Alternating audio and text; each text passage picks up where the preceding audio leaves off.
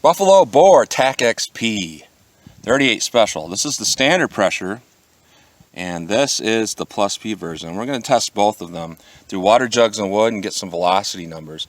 I had a supporter of the channel come by and supply this ammunition, so thank you. And what we're going to do is we're going to do all the ballistic testing of water jugs and wood through the snub nose revolver of both the standard pressure and the +P. But I also am going to throw some rounds through the chronograph with the 4-inch barrel just to see what kind of velocity numbers we're going to get out of a 4-inch barrel versus the 1.875-inch. So let's get started with the test. All right, here's the standard pressure. We'll see what kind of velocity we get out of the 4-inch barrel.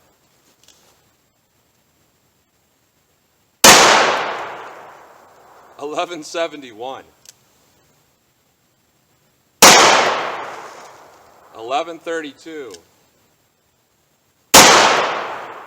$11.23, $10.96, $11.10. So a little bit of variation there on velocity. We'll see how the snub nose barrel compares in velocity. All right, standard pressure.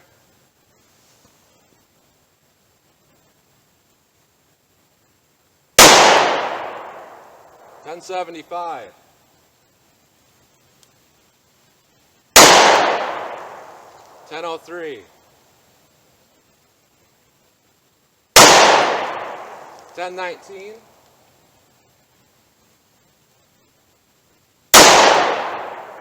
$10.07,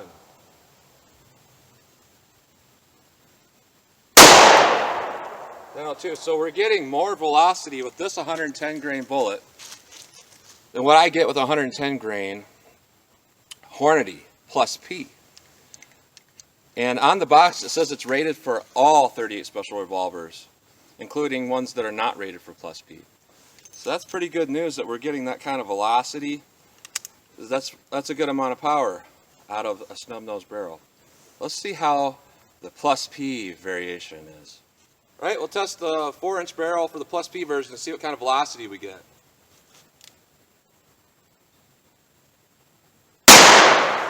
$12.58, $13.29, $12.76, $12.90, $13.08. And really, it didn't have that much recoil out of this gun. Not any different than any other type of 38 special load. We'll see how it handles out of this little 11-ounce J-frame. We'll see what kind of velocity we get.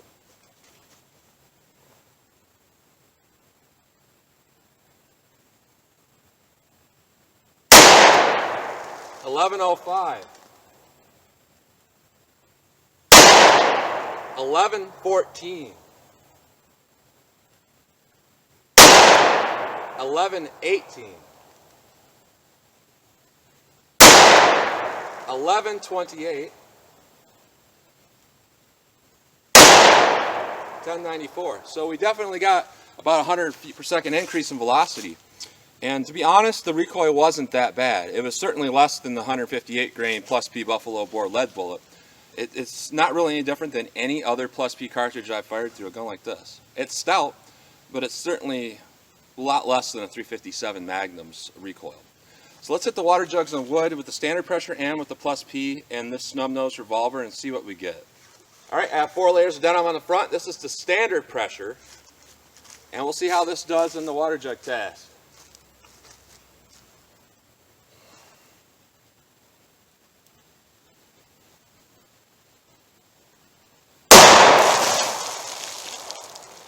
All right. Wow.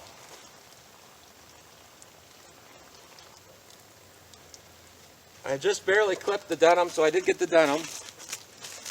But look at this jug. This is more indication of what you see with 357 Magnum, 9mm, stuff like that. Jug 2. That's massive for a 38. That is massive. You don't see that very often. There's jug 3.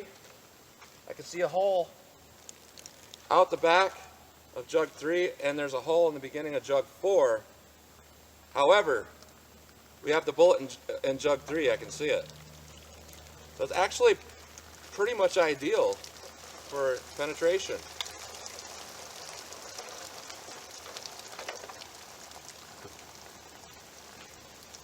And here's your standard pressure. Just beautiful. Beautiful flowering. That is huge. And this is the standard pressure, mind you. I'm going to be curious what the +P is going to do. Alright, here's the +P version of it. We'll go through 4 layers of denim and see what we get.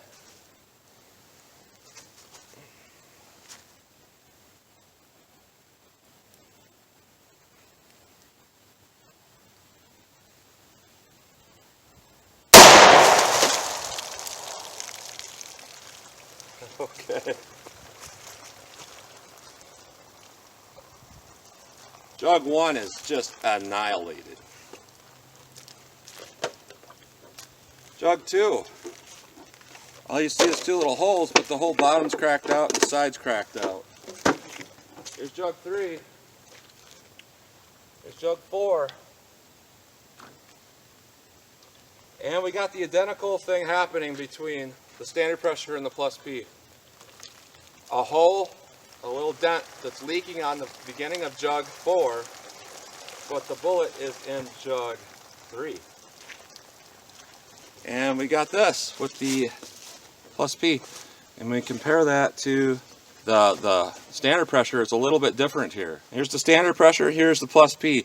What we got is the +P curled back a little bit more.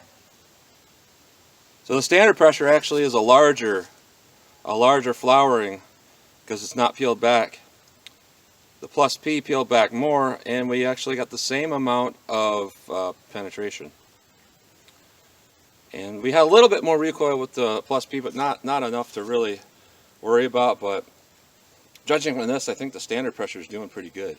So let's hit the wood and see how that works. Alright, I'm going to hit the wood on the top with the standard pressure, and then we'll flip it over and hit the bottom with the +P. So here's the standard pressure buffalo bore round.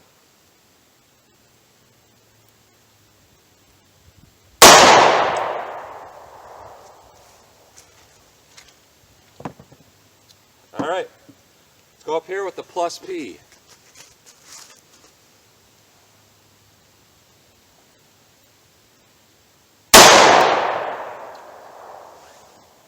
And at that angle, one thing to point out is when I shoot them back to back, there is definitely more recoil with the +P when I shoot them back to back. The standard pressure is not bad. The +Ps, there's a little bit there.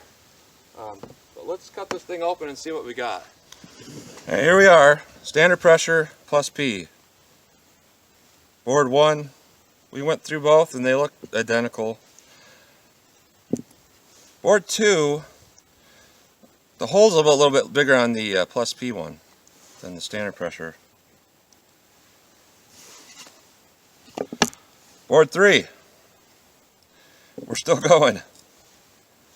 A little bit more jagged hole with the +P than the standard pressure.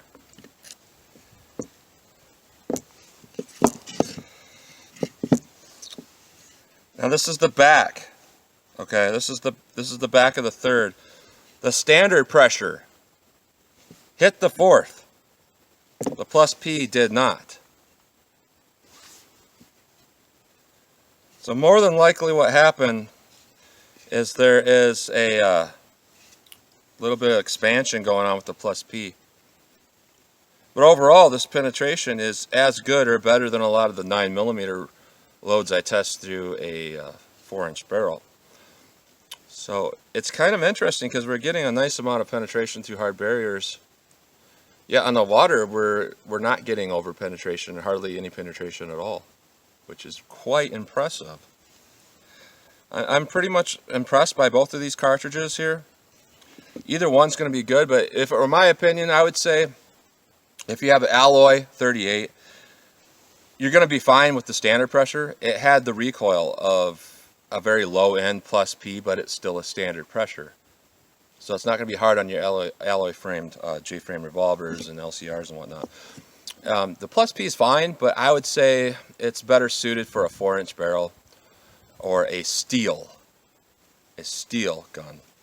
more than anything. You're going to get good velocity in both, but I would say like an SP101 or Model 60, something like that, that's a snub nose 38 or 357, this +P would be a good cartridge to run in something like that.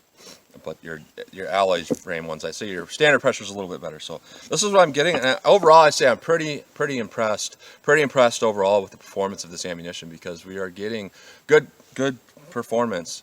And even though I didn't shoot it on paper, you know, my points of impact are pretty much right where I want them to be when I'm shooting from, you know, 10 feet or so. They seem fine. So let's put a jug out a little bit further of a distance and see if we can hit something with a little bit of a distance. See how that does. All right, I'm 25 yards from those jugs out there. I'm gonna see how they shoot through the 4-inch barrel. See if I can hit at one of those jugs with the standard pressure variant. I think we're getting over 1,100 feet per second in this gun. So we'll see what it does from 25 yards. If I can hit those jugs.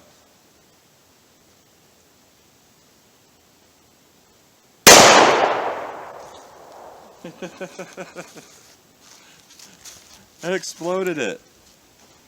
That was very easy to shoot accurately. We'll try it in the snub nose. I'm not hopeful I'm going to hit anything with this, because the sights are a little bit hard to work for me, but I'll try.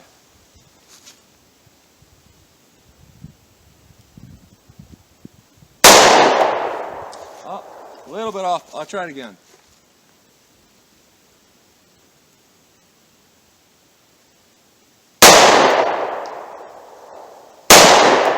There we go. So it's actually shooting point and aim. That's my problem with this.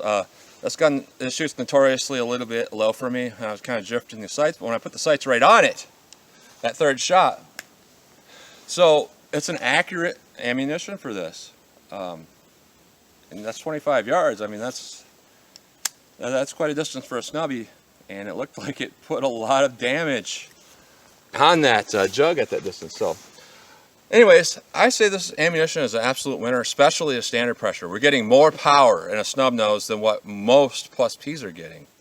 We have a pure copper bullet that's pedaling out really nice, and it's very accurate. So that's what you're getting today. I definitely would say it's a good ammunition. You can't go wrong with getting it. It seems to be really good. So that's what I'm getting today, and I think I'm going to have a new carry round for my J-frame revolver. So as always, comment, share, and like, and thanks for watching.